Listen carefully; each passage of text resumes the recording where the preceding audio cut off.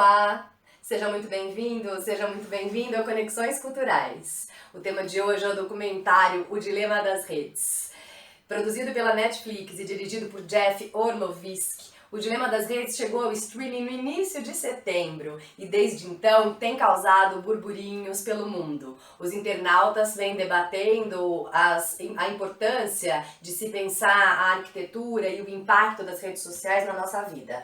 Não era para menos, afinal de contas, 2 bilhões de seres humanos estão diretamente ligados às redes sociais no mundo. Portanto, é mais do que urgente que dialoguemos, pensemos, reflitamos acerca, né, das transformações que as redes sociais têm causado mundo afora nas nossas vidas, não apenas na nossa vida individual, mas nas questões coletivas, políticas, né? Politicamente pensando, social e culturalmente falando. Afinal de contas, será que as democracias estão aí sendo, de fato, impactadas ou profundamente repensadas a partir do nosso uso das redes sociais e como elas também são arquitetadas pelos seus gênios dos softwares, né, do mundo aí da alta tecnologia? Pois é justamente sobre isso que nós vamos falar.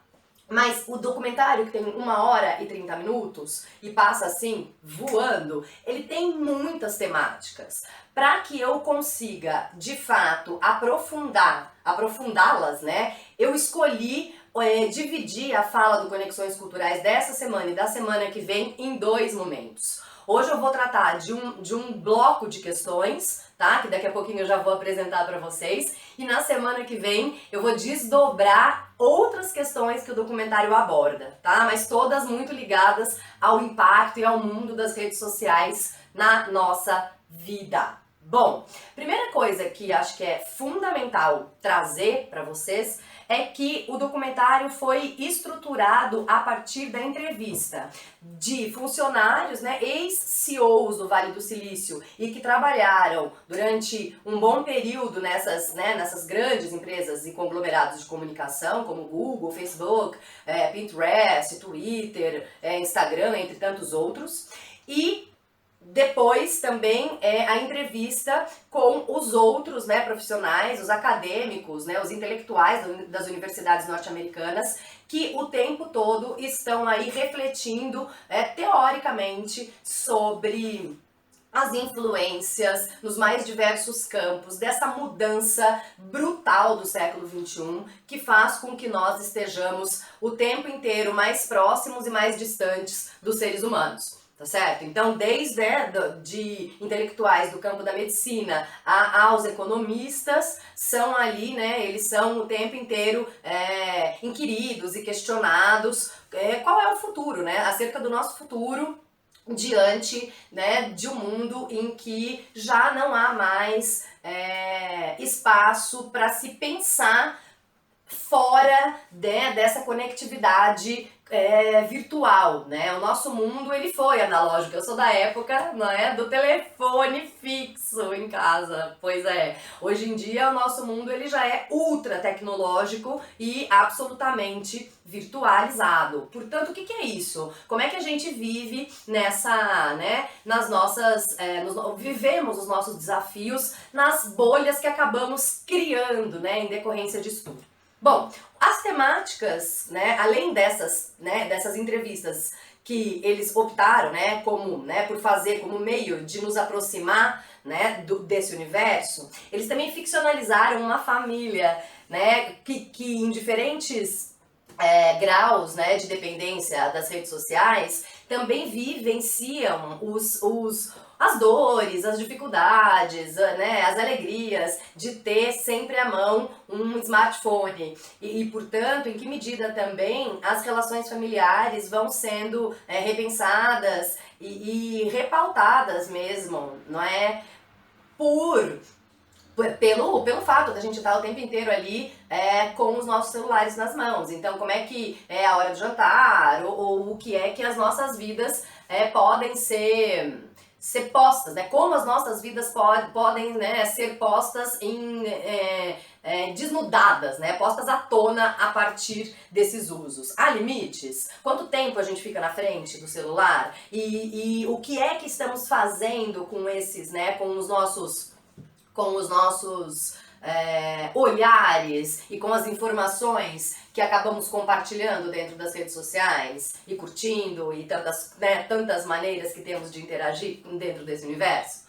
Pois é, o primeiro ponto que acredito ser de fundamental importância para a gente pensar esse universo é um conceito que a teórica, né, norte-americana Shoshana Zuboff, né, uma intelectual que trabalha na universidade, né, nas universidades norte-americanas, vai criar. E esse conceito, ele é definido, né, assim. O que ela considera o capitalismo da vigilância, né? Uma mutação do próprio sistema capitalista que vai utilizar a imensurável quantidade de dados que nós, usuários, fornecemos gratuitamente a essas empresas de tecnologia, que vão transformá-las, né, em matérias-primas e em produtos finais lucrativos, absolutamente monetizados, tá? Então, tudo que entra na esfera do comportamento humano, seja a gente fazer uma simples busca no Google para pensar qual tipo de viagem eu quero fazer nas minhas férias, até, sei lá, né, uma compra efetiva de um smartphone, ou, sei lá, vídeos que eu quero, né, temáticas que me interessam pensar e tal, ou até os mais, né, as mais complexas atitudes que eu venho a ter dentro da rede, né, em questão de compartilhamento de informação, estão todas sendo lapidadas por essas empresas de comunicação que vão, de alguma forma, tentar prever a partir dos nossos dados, né, de maneira muito assertiva, os nossos comportamentos futuros. Então é isso que a Zuboff considera como o capitalismo da vigilância. É o tempo inteiro estarmos, né, o tempo inteiro essa empresa de tecnologia está de olho na gente. Mas para que a gente pense também acerca dessa temática, eu trouxe aqui um teórico, um sociólogo, né, que deve ser conhecido de vocês, mas se não for, eu espero que a dica os ajude também a pensar sobre esse universo, que é o Manuel Castells, e o livro chama Sociedade em Rede. O Castells é um sociólogo espanhol e que vai produzir essa obra ainda na década de 90, do final do século 20, mas que já coloca para nós o problema da conectividade das redes, né? Ou seja, já vivemos, já desde o início do nascimento da internet, na década de 60, no Vale do Silício, e dali, né, pra frente, o mundo acabou se conectando de forma irreversível, tá dizendo Castells. A tal ponto que as grandes empresas, os grandes conglomerados e os computadores do mundo inteiro em rede já começam a pautar uma nova maneira de nós, né, das sociedades contemporâneas estarem no mundo.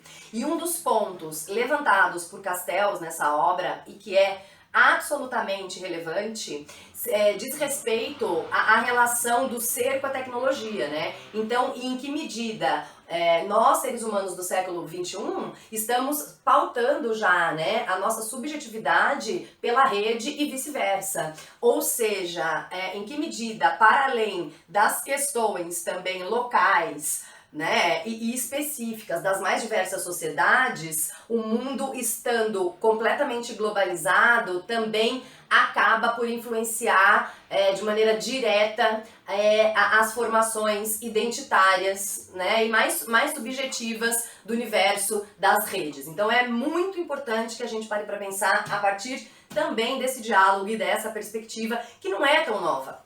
Não é? Mas a gente acaba, né? Então, quando a gente vê a Zuboff conversando conosco sobre o capitalismo de vigilância, a gente tá olhando o desdobramento de algumas reflexões que já estão aí há mais de 20 anos, 25 anos, sendo colocadas no debate acadêmico, mas que agora entram no mundo, né, da sociedade mesmo, né, no cotidiano, das nossas conversas, porque a gente está, de fato, vendo o tamanho do impacto na nossa vida. E falando, né, na amplitude do que as redes sociais são capazes de fazer conosco, alguns dados aqui são bem interessantes e que o documentário coloca em debate, né. Um deles é o problema da questão dos pré-adolescentes e adolescentes, aqueles que já nasceram nesse universo e que tem aí no seu próprio DNAzinho os smartphones, né, como um dos seus principais, né, amigos, se não o melhor amigo, né, aquele que tá todas as horas junto com ele. E aí uma das pesquisadoras do documentário traz para nós dados alarmantes e que, claro, não precisamos ver o documentário para tá atento a isso. Se a gente estiver lendo jornal, ouvindo, né, a rádio, ou atento, né, na internet, né, nas redes, nós vamos perceber que o índice, né, de suicídio entre crianças de 10 a 14 anos e jovens, né, até 29 anos, aumentou assustadoramente ao redor do planeta. E aí as investigações são em torno, né, de problematizar as relações entre as mídias sociais e a formação da identidade desses jovens numa fase da vida que é tão complexa por si só, né? Então, será que de fato um dos CEOs, né, entrevistados, ele disse, será que de fato os seres humanos estão prontos para serem aplaudidos ou rechaçados por 10 milhões, 10 mil pessoas, né, ao redor do mundo? Quer dizer, a nossa superexposição, será que é benéfica? Então é muito importante a gente parar para pensar em que medida também nós olharmos para dentro da gente e termos uma consciência coletiva de que é necessário nos pensarmos enquanto sujeitos responsáveis, primeiro, né, pela educação nem diria educação, mas responsáveis por colocar no espaço público o diálogo dessa temática, né, com os jovens. Então, enquanto pais, enquanto educadores, enquanto, né, vizinhos, colegas, amigos, né, nós já de outra geração, adultos, em que medida também não temos que nos preocupar de maneira patente com esses jovens, não é? E aí, para falar sobre isso, eu trouxe uma reflexão aqui do pai da psicanálise, né, Sigmund Freud, numa obra clássica, né, dele, né, que é O Mal-Estar na Civilização, que é uma reflexão muito importante e que nos ajuda a, de fato, repensarmos o que é que a gente, né, quem somos nós diante daquele mal-estar, né, diante da solidão, diante dos nossos medos e tal. E o Freud diz o seguinte, né, parece fora de dúvida que não nos sentimos bem em nossa atual civilização, mas é difícil julgar em que medida os homens de outras épocas ou de épocas anteriores sentiram-se mais felizes e que papel desempenharam nisto suas condições culturais. Pois é, então se a gente parar para pensar que a cultura, né, e esses produtos, né, essa produção cultural também é um instrumento de nós atingirmos a nossa felicidade, como é que lidamos com tudo isso, né?